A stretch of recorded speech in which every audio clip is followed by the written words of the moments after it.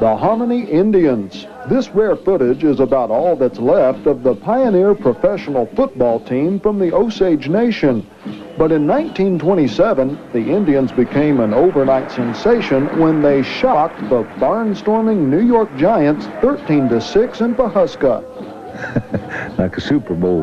Yeah, that was really something. Just the idea of New York Giants was the thing that spooked everybody. They thought, well, them guys won't have a chance, but they got right down and they really outplayed them. As news of the victory spread, the Indian team became the pride of the Osage. The Giants before that had they were the champs of the league. They'd beaten Red Granger's team, and they were the champs of the league, and then they were beaten by the Hominy Indians. So you talk about somebody being proud.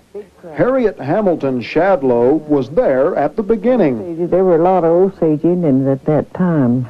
Harriet's brother, Ira Hamilton, founded the Indians, and her husband, Bill Shadlow, played in the trenches against the Giants. Well, just a wonderful time up there that time. People were thinking that Hominy was going to get beat, you know. Well, they didn't.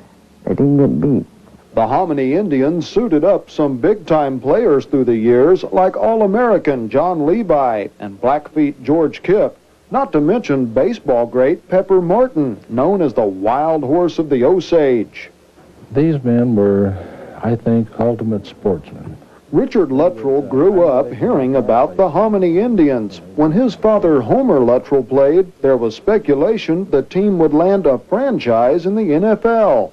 There was talk about people from Tulsa, and I think the one thing that probably killed the deal was these men were ball players. They weren't businessmen. And maybe that's good, too. But even the NFL had trouble filling stadiums then, so Hominy tried to schedule games in and around Oklahoma.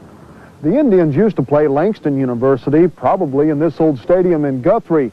Back in its day, it was considered one of the best in the region. But to the Hominy Indians, it didn't much matter where they played, as long as they played. They had footballs here and there, Guthrie and Oklahoma City and Dallas and, I don't know, just all over nearly.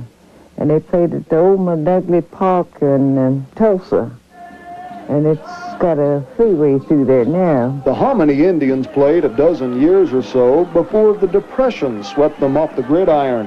But time can never sweep away a December afternoon in 1927 when the Indians were world champs. On the Oklahoma Road, I'm Ken Ogle.